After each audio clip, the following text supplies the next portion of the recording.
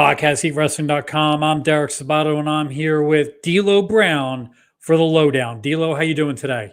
Man, Derek, I'm hanging in there. Great weekend. You got AEW on in the background. Yes. And I'm ready to talk chomp. Let's go. Yep. We are here to watch AEW Collision. It is the go-home show before AEW All In. What a weekend upcoming for professional wrestling. You just came off of a big weekend we're going to get to in Toronto. But you're talking about All In, Supercard of Honor, Yes. Saturday night's main event, Yeah. NXT, Yeah. and Evolution. That's 5 major shows in a 3-day span. It's like a 48 to 72-hour window. It's crazy, is it not? Yeah, that's more shows that typically would happen, back in the day in a month. Let alone happening in conjunction around and with each other, and some cases competing against each other. So it's a lot of wrestling. I'm glad I don't have to review all of it because, my God, I don't know how anybody's got this much time. It is a lot of content, and we're here to talk about some of it. We're not going to talk about all of it. Right now in the ring, we're going to have the All-Star 8-man tag. You got Nick Wayne and Christian Cage, the Patriarchy, teaming up with FTR, giving Tony Schiavone the business, and my favorite manager at ringside, Stokely Hathaway. They're going to be taking on the Outrunners, who are two of the most entertaining guys in the business right now, and they're teaming up with Jetsby, Kevin Knight, and oh my God, I just forgot his name and I just blanked on it. It's Kevin Knight and oh God, I'm going to be so mad at Mike Bailey. Speedball Mike Bailey. Yeah. Oh, sorry. I'm looking at the Outrunners here, who are very much a throwback gimmick to the '80s, and it's entertaining to see an '80s gimmick done in 2025 correctly. Yes, not over the top, not too cartoonish, just right in 1980s pro wrestling. Big fan of AEW's production, changing the look when they come out as well to that VCR, VHS tape too. They've gotten pretty good with their production as of late, and it shows in a lot of their stuff. Before we went on the air, we were talking about some of the stuff that we've seen so far in Collision. One of the things I brought up to you is that the heavy focus on the AEW World title, the Texas Death Match from Jon Moxley and Adam Page, has been the focal point. The Swerve promo and Adam Page is around it. Most of what we've seen so far, and right before we went live, Jon Moxley cutting a promo, there's a lot of focus on the AEW World title. It's something that is important, and they're making important, are they not? They're making it important, yes, they are, but I feel they should have made this important long time ago. It just feels like it's go home week. Let's put all the emphasis on the world title. When the world title is supposed to be the most important thing that is in this orbit. So the focus should always be there. There should be 2 or 3 segments of the show every week dedicated to furthering and developing the world championship and its angle. It is a quite interesting production. And speaking of interesting productions, you had quite the weekend up in Canada. You spent July 4th in the great up north. What can you tell us about what happened at Maple Leaf Pro? Maple Leaf Pro Wrestling went to Montreal this past weekend and sold the building out, put on 3 hours of live professional wrestling. It just incredible. Maple Leaf is the best of old school wrestling meets new school wrestling with modern day booking, and it's so cool. I mean, to watch guys like Josh Alexander go out there, see the Good Brothers out there having fun again, up and down the roster, just the talent level of Maple Leaf is something I'm very proud to be part of. You brought up the Good Brothers. You have to have Carl Anderson, Doc Gallows story somewhere in your repertoire of things you've done in this business. You worked with Doc at TNA and Aces and Eights, and Carl Anderson's been all over the world. You got a Good Brother story for me? I've got several Good Brother stories, none of which I can actually say on this podcast, but makes sense. I will give you a nice little story here. Is Doc and I have been intertwined. Our lives have been intertwined since, 2012, 2013, so much so that I spent a short amount of time living in Doc's house. Really? Because we had both left the company. I was in the middle of getting divorced, and I drove from Florida, stopped in Georgia for the night, ended up staying like a month. So we work out well together. We hang together well. He's a good friend of mine, and we ended up staying together for a little bit. And then from that time, our careers have just intersected and crossed over multiple times. I mean, even when he's in, New Japan or WWE, we're on the phone, chopping it up and going over what I think about what he's doing and if I could give any advice on how to get a little better in their angle. So when it comes to the Good Brothers, they're legit good brothers in my world. One of my favorite stories, I've shared a couple locker rooms with Doc, and you will always hear Doc. There is never a moment where he is quiet and takes his time. That man has more words coming out of his mouth on a second basis than anyone I've ever shared a locker room with. Even when Doc is quiet, he's on level 10. 100%. And you could walk in a locker room, not look up, and just hear a laugh or hear a voice, and you know exactly where he is, and he's holding court right there in the middle of the locker room, telling whatever great story just happened to him over the weekend or something had happened 2 weeks ago that he had to share with the boys.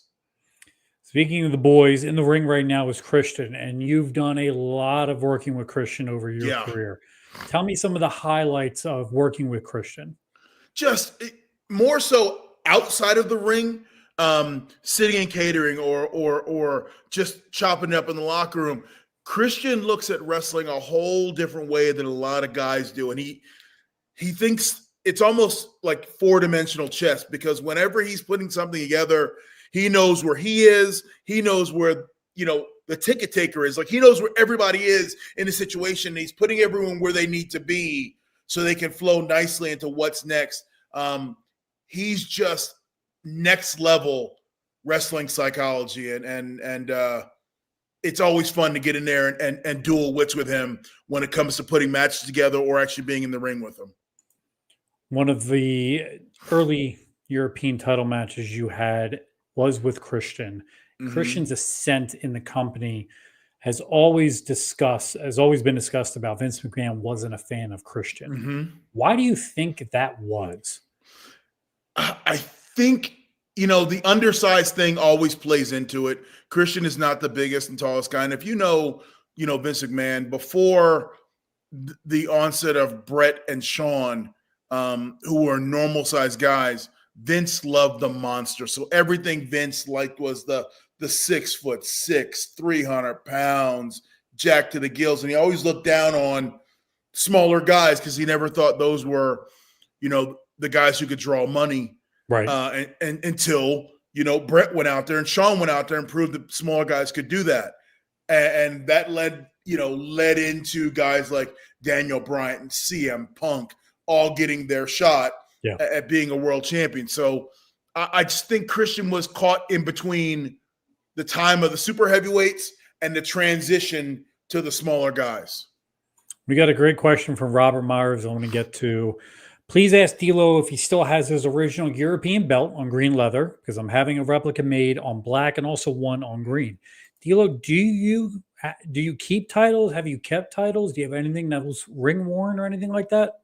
I have. Okay, so I've sold a lot of stuff, sure. But I have a personal collection of stuff that I've put aside for my kids, and that's like stuff that I was wearing the first night I won the European title, ring jackets I wore in Japan, stuff like that. Stuff that when Bull Buchanan and I won the GHC tag team titles over there, that stuff I've kept with dates and times and cities just for my own personal, that one day I'll hand off to my kids and they can do whatever they want with it. I still do in fact have the original European title and the original Intercontinental title. They're in my office hanging up. Wow. You don't always get them Normally the world champion gets a copy of the world title. But when I won the Eurocontinental Championship, I literally just said, I want these belts. And I think the office charged me. I have no clue. They just take it off your check. I have no clue. I just know I know the night that I dropped the titles to Jeff Jarrett, they brought him 2 new belts to go forward with, and I got to take those belts home with me. I got to ask, are they displayed? Are they hanging up, or are they in a case? They are displayed, hanging up in the office. They're sitting out there for the, if you come by the office, you can see. You gotta take some pictures and send them to me. We'll I will. Hold on a second. No, you can't leave. You're the star of the show. Golly! If I were to run right now, I could get it. But anyway, no commercials. We're live. I'll have it next time. I'll have it over my shoulder next time. Please. We got going on right now an 8-man tag, and one of the fun things about what I'm a fan of is tag team wrestling. Mm-hmm. And watching a heel work over a babyface and cut off the ring. WWE has been very anti-tag team before. Yeah. You were in the company when that shift started to take place. Was that a Vince McMahon thing again? Yeah, it was Vince. Vince does not like tag teams. He never has, and I don't think he ever will. He was always about the single star, where a lot of the Southern territories, including the NWA, were built on the backs of the Rock and Roll Express, the Midnight Express, the Fantastics, Guy Ole and Arn, the Andersons, built on tag team wrestling. And I'm a big fan of tag team wrestling. I think it is an art form. It is beautiful when done right. When, as you were explaining, when a heel team cuts the ring off, and when I mean cut the ring off, take each neutral corner and draw a line right from turnbuckle to turnbuckle, and that's the line of demarcation. You don't let your babyface cross that line.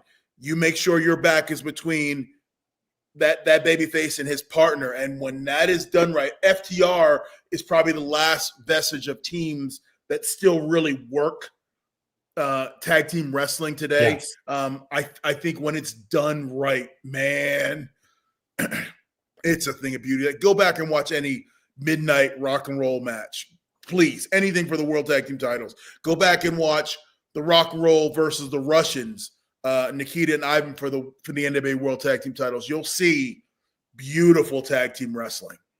When I think of FTR nowadays, I think they're the last of a dying breed when it comes to tag team wrestling. And I think it's really because the product has been stripped away from having tag teams like this. There is no better way to get a babyface over than to beat them down, beat them down, beat them down. Now, the psychology behind hope spots, some people may not know this terminology, but giving that babyface that opportunity to go out and grab and feed to the crowd, what is that like when you're putting a match together? Certain people use hope spots in different ways. I particularly use it to gauge the level of how into the crowd, how into the babyface the crowd is. So when you're putting it together, you're like, let's see right here if they're getting ready and if they're getting primed up for the hot tag. You can get that from slight reactions. If that babyface is getting beat on, all of a sudden he starts firing up and hits you in the belly. And then as he's getting ready to fire up big time, you cut him off and you listen to the crowd. And if they're coming with that babyface, you know the crowd is getting right to give that hot tag. So it's about feeling out the people. We just saw the hot tag given to the Outrunners here, and you see the crowd all stand up. When it's done right, tag team wrestling to me is the best wrestling. Yeah. The hot tag, if it's done right, will have just as much of a reaction as almost the finish, because it is the anticipation of that fresh guy who's been standing on the apron for 4, 5, 6 minutes, watching his crowd up. Yes, and then watching his best friend, his partner, getting beat on and being helpless and being trapped in the middle and can't get there. And when he finally, by hook or by crook, gets there and makes that tag, it's almost like it's an oh thank God reaction from the people, and that pop can be so huge. Yes. I mean, I've been there where that the hot tag pop is louder than some finishes in singles matches. What is your favorite tag team match? And I'm going to ask, it's a two-part question, so hold on. Favorite tag team match that you've been a part of in America, and a favorite one you've been a part of in Japan? The one in Japan is it's myself and Bull Buchanan against Segura Marufuji for the NOAH Tag Team Championships. We defended titles that night and then lost the belts, and which is crazy that we're in Japan and two Japanese wrestlers won the belts, but yet the crowd, after we lost, chanted ROD, which is the name of Bull Buchanan and my faction at the time. And so the crowd chanted ROD as a sign of respect for the wrestling and work we had put in, which, man, that's a big deal. That's a huge deal. Yeah. In the States, man, there's too many good ones to even talk about. Like, anytime Mark and I would go in there against the Outlaws, Billy and Road Dogg, Mark and I against Kane and X-Pac. I mean, there's too many good ones to even talk about here in America. I just know I know for a fact in Japan that was one of them. Can I tell you what my favorite one is of yours in America? Please. It is a 4-way tag match. Took place in August of 1998. Okay. You and Rock, Austin and Taker, New Age Outlaws, Kane and Mankind. Ooh. That, to me, is my favorite tag team match that you had. Now, the joke always is what you see on TV and what you see live. I would assume your favorite live tag team match in America took place on a house show. Is that an accurate assumption? Oh, without a doubt. Yeah. 90% of the best matches that most wrestlers had of the touring generation were done on house shows because you get to have fun. There's no restraints of TV. Most matches are 15 to 20 minutes long, so you get to really tell a good story and involve the crowd. And that's a lot different than the 8-minute match just to get it done on TV. So, yeah, I would venture to say 90% of the great matches I've had or been involved with happened where only the live house saw.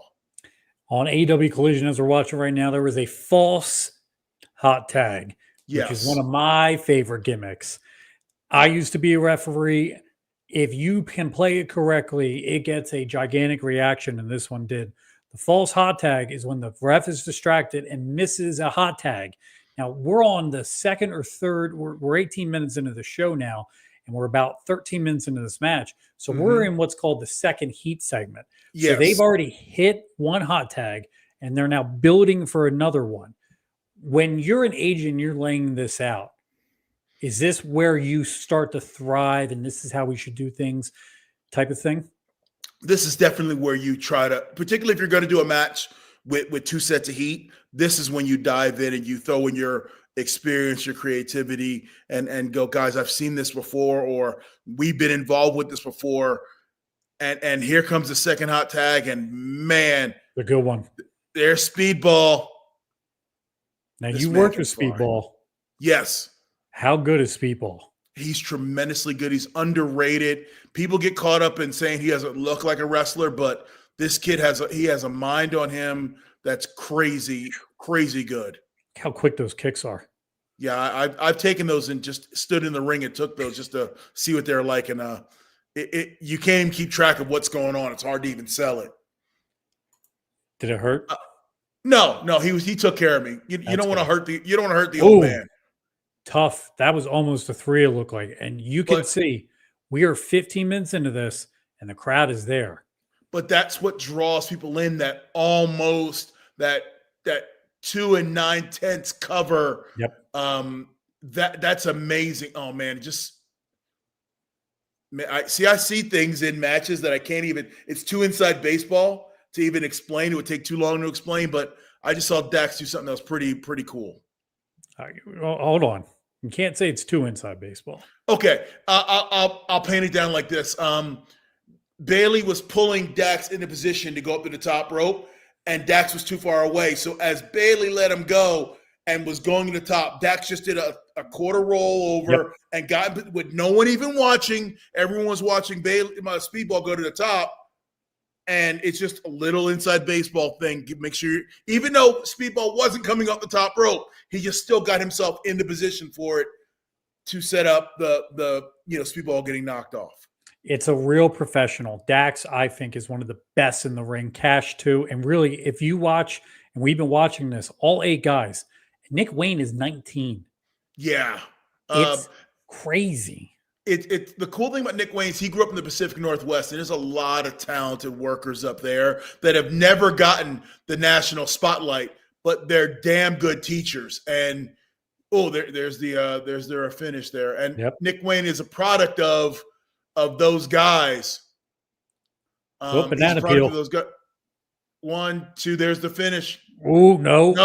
Wow, they got me. See, that's a good falsie. And all you totally gotta do is thought. Look at the background. Look at the people in the background. How everyone's standing up.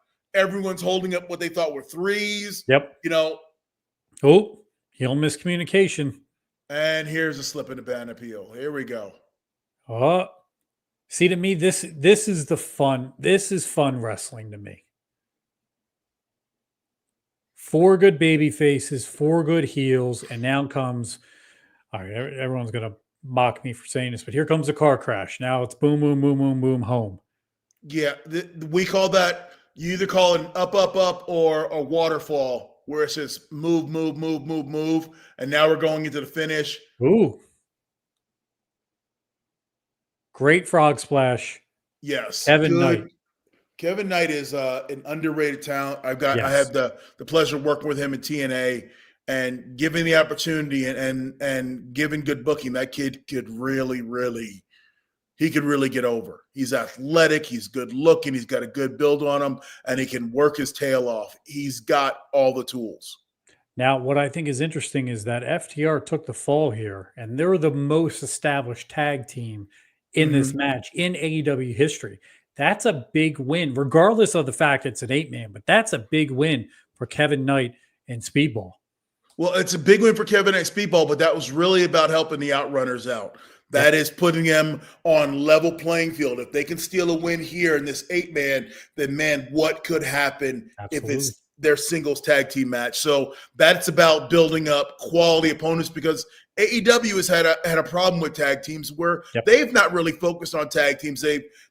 They had a high focus on tag teams in the beginning, and then it just went away, and everything went to the heavyweight title, and then the heavyweight title disappeared, and everything came back to tag teams. Now they're kind of trying to reassemble the tag team division right now, and hopefully, I mean, they've got some talent down there, and it'll help for the Hurt Syndicate if they've got some good quality opponents. Now, the Hurt Syndicate is defending the AEW tag team titles against Speedball and Kevin Knight, and also the Patriarchy. Now, you've worked extensively with Bobby Lashley, Shelton Benjamin, and MVP. Them as a product and a package together, they are the top guys, are they not?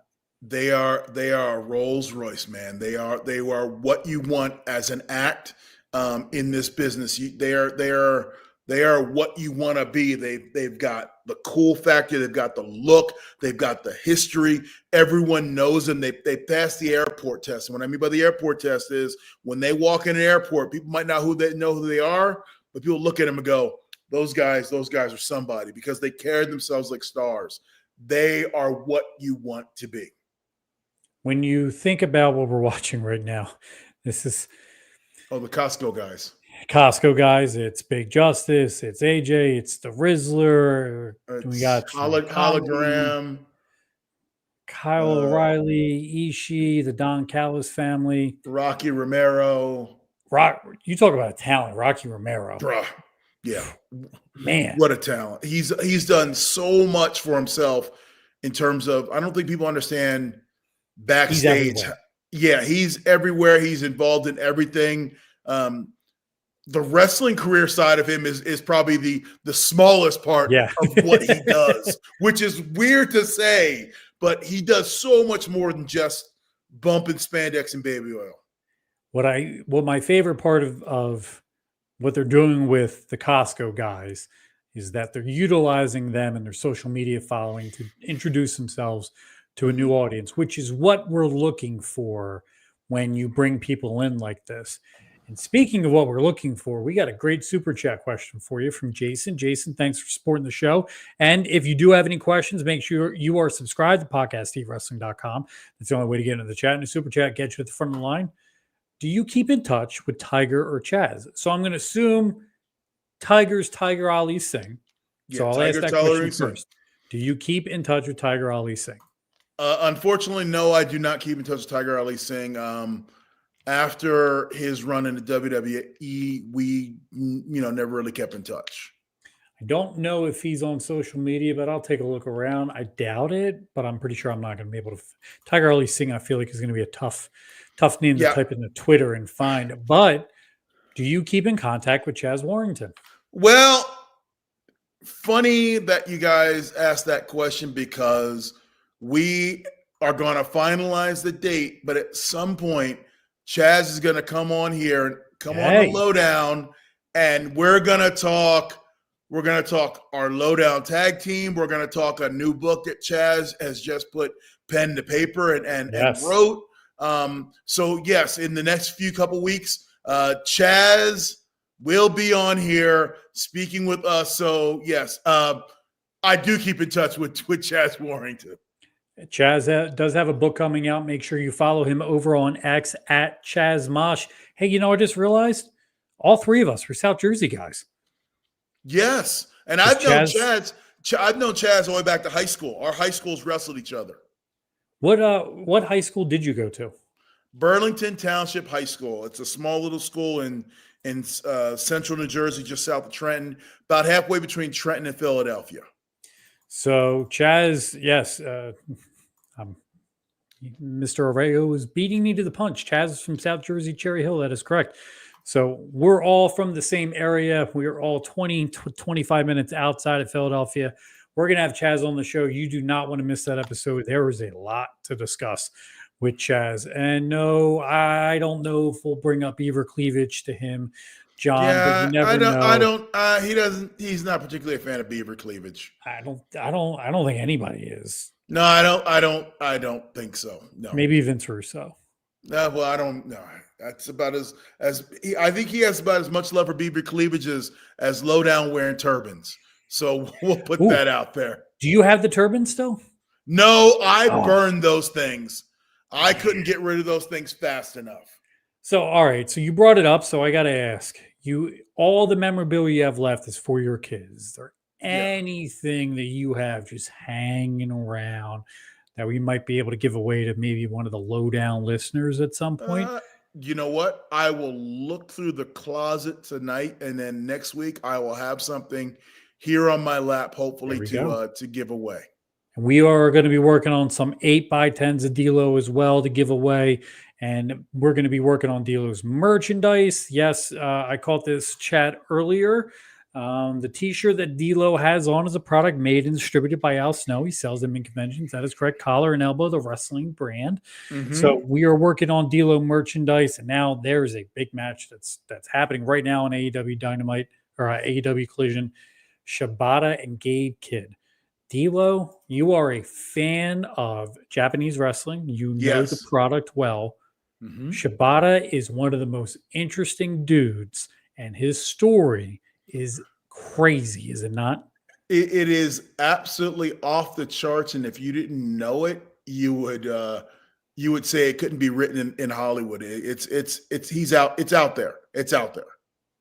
Shabata suffered one of the most gruesome injuries I've ever seen in a professional wrestling ring when this man full-on headbutted somebody and almost didn't wrestle ever again after that. What is the hardest you've ever been hit in a professional wrestling ring? Balls Mahoney, God rest his soul, hit me with a chair once. Smoky Mountain? Yes, and I swear to goodness, I believe my grandchildren will feel it. Like I'm still hurting right now, and that's 30-something years ago. We will get back to our Smoky Mountain wrestling discussion in the coming weeks. We have not finished that topic. We will get back to it. Shabata and Gabe Kidd are starting off hot. Have you seen a lot of Gabe Kidd in New Japan? I've not only seen a lot of Gabe Kidd, I've hung out with Gabe Kidd a few times, and had good conversation with him. There's a young man who's had some personal struggles, but has fought through it. And he is really good trying to take advantage of this opportunity here. If you don't know, he's been part of New Japan for 5, 6, 7, 8, 9 years now. I mean, he grew up in the dojo. He's been a wrestler since he was 11 years old in England. So he's one of those child prodigies, and then luckily got hooked up with New Japan at a very young age and has been in a dojo all this time, and is getting to break out in the national spotlight. And if you give this kid a chance, he can go. He can flat out go. When you think of Gabe Kidd, and I had this conversation with someone in AEW recently, he really reminds me of a young Fit Finlay. Yeah. Is that a good comparison in your mind? That's a real good comparison. That brutal brawler. He's not going to out wrestle you with a flippy fly thing. He's just going to punch you in the face. And yeah, that's Gabe. So far, he is punching Shabata in the face over and over again. And everyone, if you are in the chat right now, drop a super chat. We will get you to the front of the line, and we will make sure that your question is answered here on the Lowdown. D'Lo, what was your top favorite moment from Maple Leaf Pro this past week? Oh, man. Watching Shotzi go out there and get a great reaction. Seeing so many moments are coming to my head right now.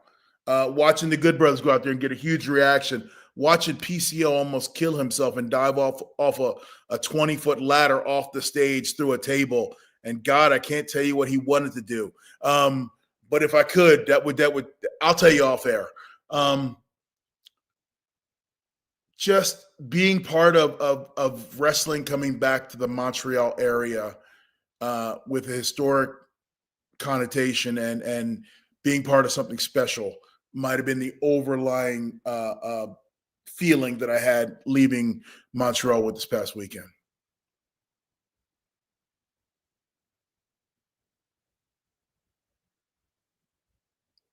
Derek, you're frozen on me. We lost Derek, ladies and gentlemen, so I'll keep talking about, I don't know, anything. I don't even know if I'm still on. Maybe if I commentate live on. Hey, chat, tell me if you guys can still see me. Hey, am I back? There we go. There you are, Derek. I was trying to hold it down myself. I apologize. You were like this. Yeah, you were doing the same thing, and I was talking, and I was like, I guess I left him dumbfounded by my not a good start, but I appreciate the chat hanging in. We didn't lose anybody, so that's good. The only person we lost was me. Well, we can't lose you. You're irreplaceable. No. Gabe Kidd is still putting Shabata to work in AEW. One of the cool parts of this weekend that I think is coming up is that the women are taking a big central role, and they are going to be on their own show, on their own pay-per-view. Are you going to be watching Evolution this weekend? I'm going to give Evolution a drop in and take a look. I'm always proud when women can take center stage and have their own event and show the world that they are as much of a draw as any of their male counterparts. So I want them, to go out there and kill it this weekend and show the world that there should be more standalone women events like this. It shouldn't just be a once in a blue moon type of thing. I agree. One of the interesting things I just saw on Twitter before we went live is that the NXT Women's Championship and the TNA Women's Championship are both going to be up for grabs. It's going to be winner takes all. JC Jane and Jordynne Grace. I never thought I would see a world where we have a WWE and TNA winner takes all match for any title, let alone them sharing the screen. When you were in TNA, did that thought process ever even enter your mind? No, it was the furthest thing from reality. I mean, it's something you think about once again while you're sitting in a hotel lobby and just, chopping it up with your boys, but nothing you'd ever think you'd see, on TV playing out for the fans, and I'll give a lot of credit to Tony Khan and the Forbidden Door and opening it up and creating avenue for alleyways for companies to work together, and then other companies taking advantage of it and using it. I think it's good for the business. I think it's good for the talent. And at the end of the day, the people who win the most are the fans, because they're getting to see these dream matchups or titles they never even thought would be near each other, literally being up on the line together. So, I mean, it's a win-win for everybody. When you think about TNA and AEW originally working together when the pandemic happened, Kenny Omega, Moose, everybody's kind of working together. That was one of the first times you saw that ability to open the forbidden door. Were you part of TNA at that point? Yes, I was. I was there when Kenny came in and when all of our guys were gone down there. Yes, I was. How interesting, and what was the dynamic like putting that all together? I will give from a talent perspective, the talent couldn't have been more appreciative and more rah-rah in terms of, I want to do well for my company. I want your company to do well, so both companies do well. It was a very cooperative environment where everyone wanted everyone else to get over. And then getting to be around talent you're not normally around. When, Kenny came in, then Christian came in because he had won the title from Kenny. Right. We had gotten the Good Brothers had gone down there. So it was getting the exchange of talent. And then the cool thing is hearing how cool our locker room was compared to when other guys came in. They're like, our locker room's not like this, but you guys have this really laid back, inviting locker room setting. And that's one of the things that we were most proud about there in TNA at the time. I would assume a lot of those decisions on what was happening was between Scott D'Amore and Tony Khan. Would that be an accurate assumption? Without a doubt, those decisions were done at the highest level. Were you in or around the orbit of Tony Khan during those times?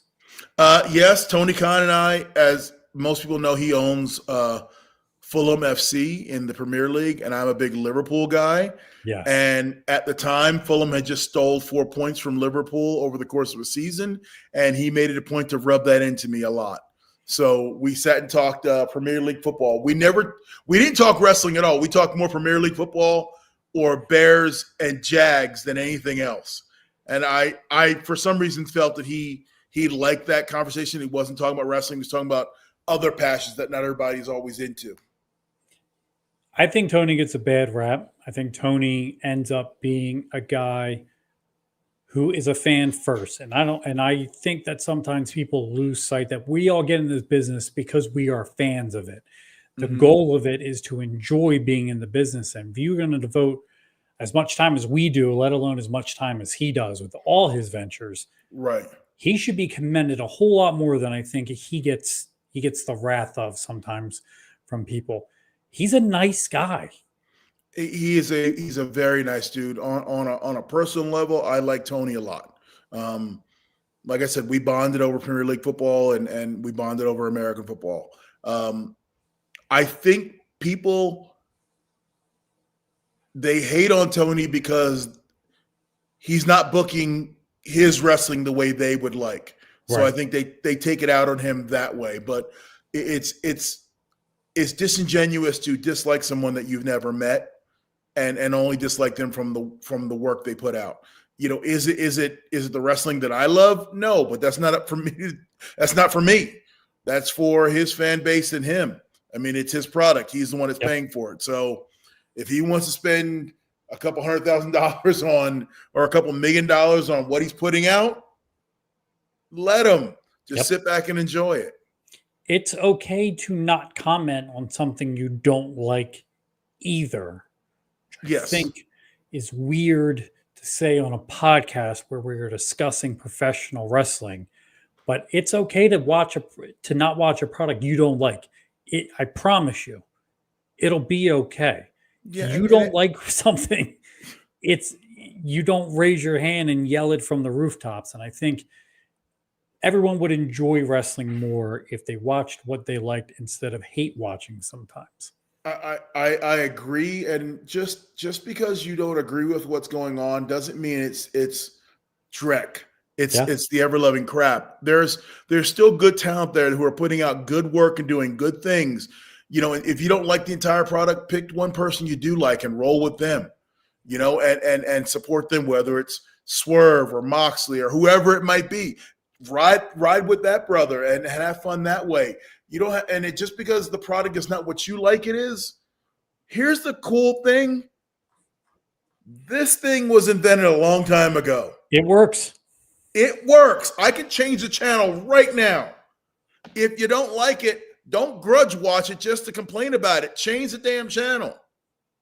Speaking of changing the channel, let's talk about WWE this weekend as we go to commercial break. It looks like Gunther and Goldberg, the big match. Do you think the hype so far has gotten to make this feel like Goldberg's last match? Here's the thing. It doesn't feel like Goldberg's last match in terms of the way the Gunther promos are going. Gunther is so much on. I'm a big Willow fan, by the way. I love this girl. I think she's tremendous. Gunther has done such a great job of healing promos on Goldberg. You kind of get the feeling Goldberg's gonna win. Now, I don't believe in any world he is, but I wouldn't be surprised. I mean, you got Cena's last run, and no one thought it was going to go this long or like this. What if they shock the world and Goldberg gets the strap? Who knows? Yep. I mean, this is the intrigue of what wrestling's supposed to be. You're supposed to tune in because you don't know what's coming next. Yep. And that's the important thing about wrestling. It's let's tune back in to be surprised. I don't like going to a movie that someone has given me the spoiler to while I'm driving over there just to go watch the movie. I've said that a lot about the Titanic. Mm-hmm. I didn't see the ending coming. I was shocked that the boat fell. Yes. Just crashed and sunk. But I want to get back to Willow because I think Willow is one of the best baby faces in the business today. As a worker, as a talent advisor, agent, what is it that makes Willow such a good baby face? It's her personality. Her personality is so larger than life that it comes through the screen. Like you feel the joy she has from being in the ring. You see the smile on her face and the jumping up and down and the true enjoyment she gets from wrestling. And that just radiates through the television. And I think that's why people, like her and follow her, is because she's such a fun character to be around. And then let's remove character and look at her work. Her work is solid. She's one of the better workers, male or female, because she can go out there and have a solid match. And yes, we all have mistakes out there. There's no ifs, ands, or buts. We've all had mistakes in the ring. But I think she's next level, and I really wish they would you could give her a world title run, and I don't think anyone would bat an eye. We have 8. This is going to be an 8-woman match, and this is 2 great teams. You got Willow Nightingale, who we've already seen out there, Mina Shirakawa, Queen Amata, and Thunder Rose taking on Julia Hart, Megan Bayne, Thelka, and the ROH Women's Forever Champion, Athena. Mm-hmm. I think Athena is one of the best workers in the business today. You got 8 top-level women in there. Megan Bayne, gigantic strength, has everything you want in a heel. This is going to be one hell of a match, is it not? Yes, and each one of these ladies brings something different to the table, whether it's work rate or, with Thekla, she's got great character and work. I am looking forward to this, and it says a lot that this match is on after the men's 8-man. So they've got a lot of faith in this match, producing and drawing well. So I'm looking forward to seeing this. When you look at the women, as we talked about with Evolution happening on Sunday, and you talked about how Willow could be a world champion and no one bat an eye, you got a big match this Saturday at All In. Toni Storm and Mercedes Moné. Yeah. Mercedes and Toni are 2 of the top women in the business. Some would say Toni's the top woman in the business because of her character development. Who do you see leaving Globe Life Field with the women's title? Is it Toni Storm or is it Mercedes Moné? Okay, so this is a two-sided coin. From a booking standpoint, you would feel that it would be Mercedes who would leave with all the gold. Yeah. I personally would like to see Toni retain because I think it would create a longer-term story with her and Mercedes. So I'm hoping that it's not just the end of the story and Mercedes gets the belt and then goes off and it's just one of a collection. I would like to see Toni defend it, and then now let's have a viable 1 and 1A with top ladies go out there and battle it out for the world title over the next 6 months. I think one of the cool things is that these two didn't touch for such a long time. Mm-hmm. And now they're touching, and the story has been built incredibly well. And now you want to see Toni get the win, which is crazy because Toni's been the top heel and Mercedes hasn't lost. It's a true, I don't know who's going to win type situation. Again, this is why we're supposed to love and watch wrestling, because anything can happen. And you put it out there, you know, Mercedes is on this run where she's the unstoppable force and she's dominated everyone and taken every championship in her way. And there's Toni, who's the immovable object, who has had this character resurgence of hers over the last 2.5, 3 years is something that's going to be studied in terms of how she went from just being another lady girl on the roster to, you know, obviously one of the top in the business. So it's going to be fun to see these two get together. And I really, really, really want to see what the finish of this match is. I mean, once again, I'd have Toni win, or I'd have a no DQ or a DQ or something like that.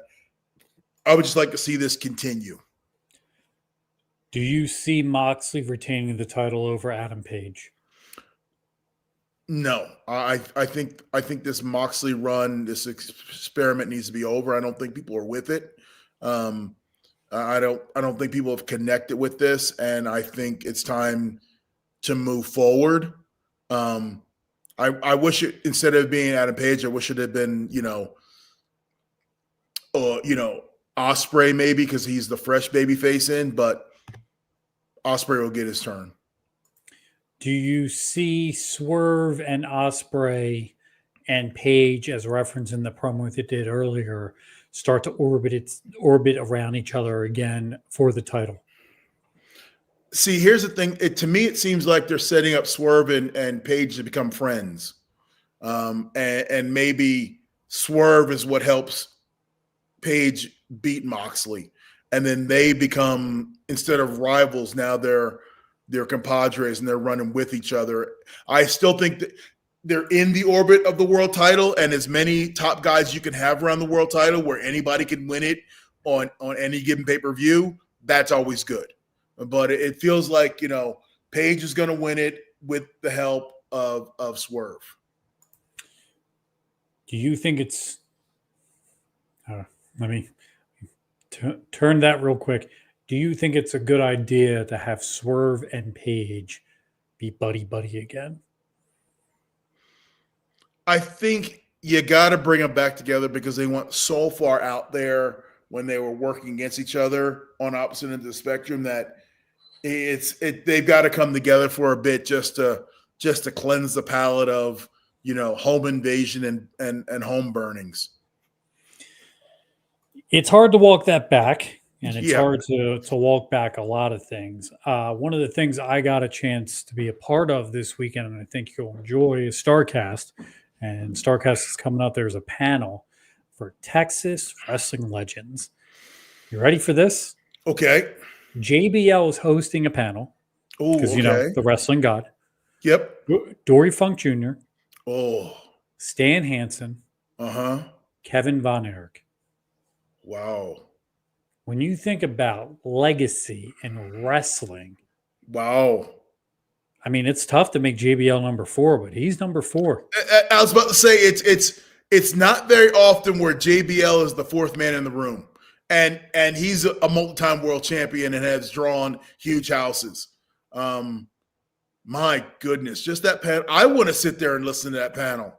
Like, I'm a huge huge proponent of the stories of what I call the old timers, the guys who came before me.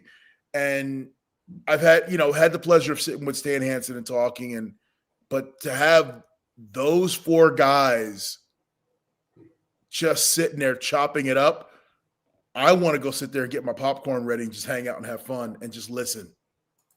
It's cool. There is still a segment of fans out there that believe in wanting to hear old stories, the road, the ribs. That's why we're doing this, the Lowdown with D'Lo Brown. And to me, I think one of the cool parts is that we are trying to celebrate as much professional wrestling history as possible. Where, I don't know, I'll make this reference, 5-6 years ago, that wasn't really a thing. And I'm glad it started to make its way back. Who is your number one you remember person watching when you were growing up a fan? Oh, man. That's pretty easy. It's Ron Simmons. Watching Ron Simmons. And I wouldn't say he's number one in terms of like inspired me. He was number one in terms of that's a guy I wanted to be like. That's a guy who I saw something in myself in, and he was out there doing it at a high level, and he gave me hope that I could do it. But then, man, there's too many others to name. I was a big Arn Anderson fan, a great Muda fan, an Ernie Ladd. I saw the end of Ernie Ladd's career. So guys like that really, really got me to like, ooh, I want to do this, and this is the path I want to take in life. Who's a guy that you would just want to sit around, that you never got a chance to sit around and hear stories from? Man, I would have loved to listen to Bad News Allen talk. Never got to be around him. I have mutual friends who knew him when he was alive. I've heard nothing but great things about him, and I would have loved to just hear his story. Just give me 3 hours and I won't say a word. I'll sit here with my mouth closed. Just talk to me. Well, the good thing is D'Lo does not have his mouth closed here every week on the Lowdown. No, not at all. Make sure you hit subscribe, turn on notifications. We are going to be back next week talking about Smoky Mountain Wrestling. We are not done with that story. We haven't gotten to the Gangsters Leaving. I did get to speak to Todd Gordon this week on Podcast Heat's other podcast, Todd is Pod, talking about the Gangsters coming up from ECW to ECW from Smoky Mountain Wrestling. And I had to ask him, did you ever hear any issues between New Jack, Mustafa, and Jim Cornette? And all Todd told me was, never heard anything until they showed up. And then when New Jack grabs a microphone, you never knew what was going to come out of his mouth. I don't know that I've heard a better synopsis of New Jack in my life. You summed it up. Todd Gordon just summed Jack up in about 13 seconds, the most eloquent way possible. All it matters when he had a live mic in his hands, you sat back and you went, oh my God, what's he going to say or what's he going to do? One of the cool things about doing this every week with you is finding out more things. And one of the best things that I find doing the Lowdown with you, especially while we're watching wrestling, is that you're constantly focused and making sure that you're watching the product. What has stood out to you tonight on Collision that you're a big, big fan of? Talent, booking, a match? Which one is it? I'm loving how they're building to the big show this weekend. Everything is focused on that. The matchups, the promos, everything is, this is what a go-home week is supposed to be like. It's supposed to be the last final push for your big show. And that's what I'm liking a lot here because, they've got a couple big buildings they want to fill up and they got to get some people there and they're giving them the great stories to ride along with. So, that's what I'm impressed with tonight is the organization in terms of the hard sell and the go home week. Right now, reportedly, I shouldn't say supposedly sounds bad. Reportedly right now, they are over 23,000 tickets sold or distributed, I should say, for Globe Life Field. That is a big deal to be over 20,000 in a stadium in North America, let alone the United States. Mm-hmm. That means something. Yeah, that does. 23,000 asses and seats is a lot. And that's all that's out right now. There's still go home sales that'll happen tonight, and there's walk up sales that'll happen day of. So I mean, that number could hit 30,000, 31,000 easily. So I mean, that's a good number for a company that's had some trouble over the last 3,000 people. Yeah, had some trouble drawing. So they've put some work into putting a nice ambiance there for the show. When you talk about a 7-month build to what is a stadium event, they have not lost focus at all at any point with this is the goal, this is where we're going, this is what we need to be at. But I want to throw some other numbers at you. Saturday night's main event, State Farm Arena, NBA-sized arena. Yeah. 12,000 tickets out right now. Evolution, same arena the next day, 6,300 tickets out. Great American Bash, center stage, I understand it, 689. But you're talking 7, 12, 19, possibly you could be talking 45,000 tickets sold this weekend in 2 different places for professional wrestling. Yeah. How cool is that? Wrestling is in a good spot right now.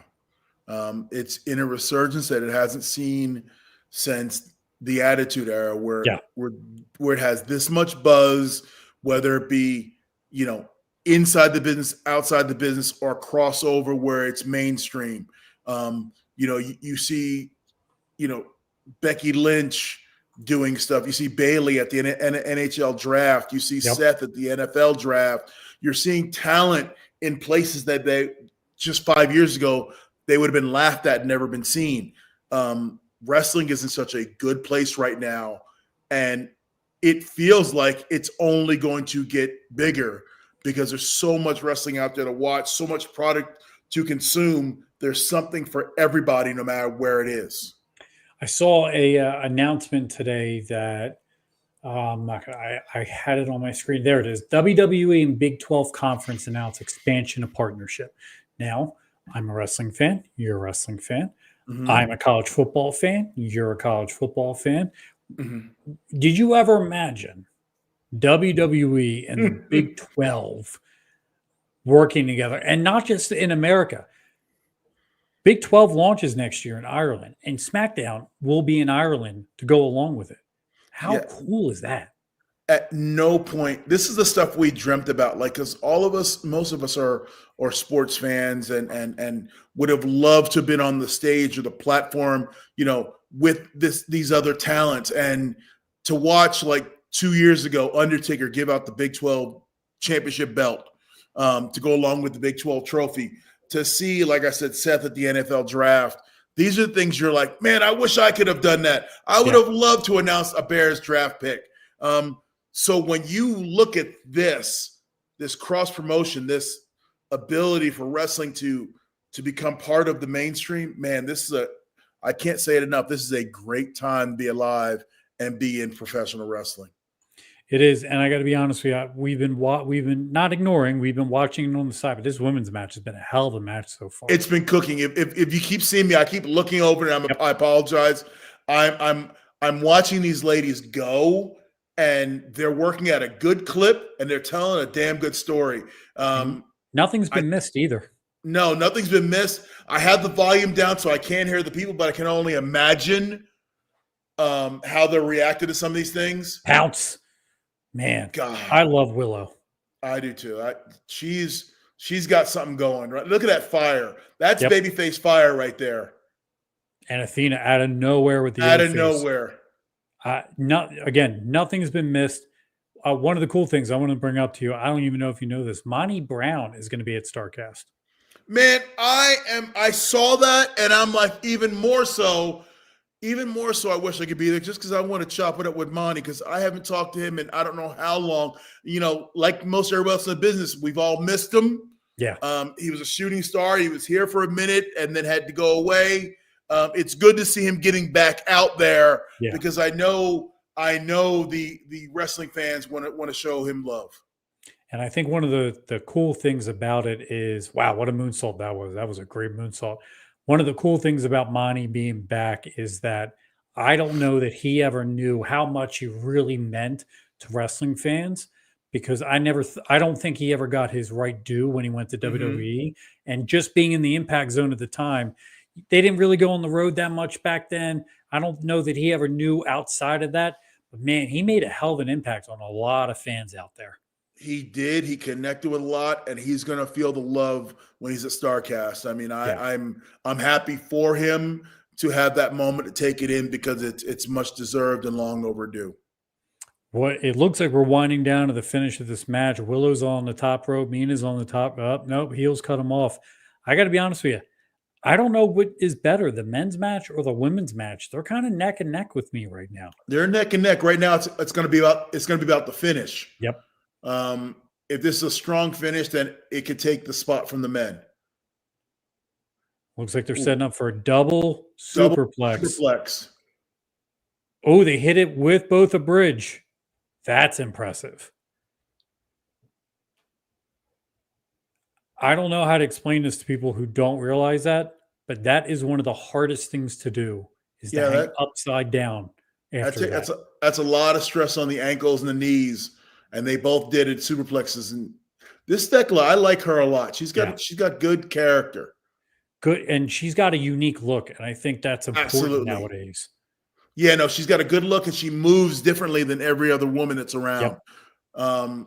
I like her a lot. I mean, once again, this match has been off the charts. Yeah, it's been very good. Mina's super. Wow, that was a hell of a DDT and a hell of a bump there too. Where I think this is going is I think Statlander is going to get involved because she's on commentary. But man, you got 8 strong women here. Yeah, and each one is you're there every time they're focused and owning a moment. They're isolated. They're owning that moment and showing everybody why they're who they are. Yep. And by the way, this is going to be Inside Baseball. This is part of the reason we do these podcasts. This is not done by accident. These women are drawing ratings to be in this spot that carry over the overrun because it looks like they're going to be going about 30 minutes past. But Willow with the finish. Yeah, wow. Finish. Good train wreck, car crash finish, but did not involve Statlander, which surprisingly, gave a clean finish. And I'm happy for that. And I'm happy that Willow got the win. Yeah. And I think that's a great way to go into Ring of Honor. And they got the women's gauntlet on Saturday. You think about the fact that they don't have all their top talent announced and they're still drawing 23,000. They have a lot of names that are going to be involved in both their gauntlet matches between the men and the women. And they still, and I said this the other night to somebody, you got the Young Bucks taking on Swerve and Will Ospreay. They are 4th from the top. Mm-hmm. You got Kenny Omega taking on Okada, 3rd from the top. Like their talent roster and their structure of this show, it's deep. They've got talent. Oh, here it's about to break down now. You can see it breaking down. They've got talent, and they're trying to finally stack talent in a good order where it makes you want the next match. It doesn't seem out of place. And here comes Statlander. Yeah, here another comes the big moment. These two powerhouses looking at each other. This is a moment right here. Yep, and there it is. You don't get the touch. There's your tease. There's your build. I wish they could have. I wish we could have gone with just them looking at each other and drop copy right there, and then had the other girls jump on them after we've gone in the dark. Just so you want to leave. In my opinion, you want the people to leave with what's going to happen next. And what's going to happen? I'm back. Are you back? I'm not back. No, I'm into their. I'm on to their All In pre-show, their sell for the pre-show. So you have the live feed. Yeah. Okay. All right. So what I'm going to do at this point in time, first off, everyone, I want to thank everyone for joining us here on the Lowdown. This has been a lot of fun. I love watching wrestling with D'Lo. I hope D'Lo enjoys it as much as I do, because I got to be honest with you, it's fun breaking down professional wrestling with D'Lo Brown. And if you are having fun enjoying this, hit like, hit subscribe, turn on your notifications, tell a friend, tell everybody, let them know what we got going on here. And I'll tell you this, next week, we're going to finish the Smoky Mountain story. Couple weeks, we're going to have Chaz on the show. We are working on a couple other guests. I will say I'm working on a group of individuals that I know very well. And we are going to be bringing you some amazing stuff. So please drop a comment below. Let us know what you want us to talk about. We will make sure that we get to all your questions in the comments. I want to thank everyone for joining us tonight here on the Lowdown with D'Lo Brown. D'Lo, is there anything else we need to hit before we wrap up for this week? No, just hey, look, guys, sit back, relax, enjoy wrestling for what it is. The entertainment, the spectacle, live vicariously through the talent, and have fun. Have fun. It's wrestling. Just take it all in. You got a hell of a weekend coming up between the Saturday night's main event, All In, Ring of Honor, Evolution, NXT. Enjoy it, and we'll be back next week to discuss it along with Smoky Mountain Wrestling, the exit of the Gangsters, and D'Lo's time ends in Smoky Mountain. We'll see you next week right here on the Lowdown with D'Lo Brown.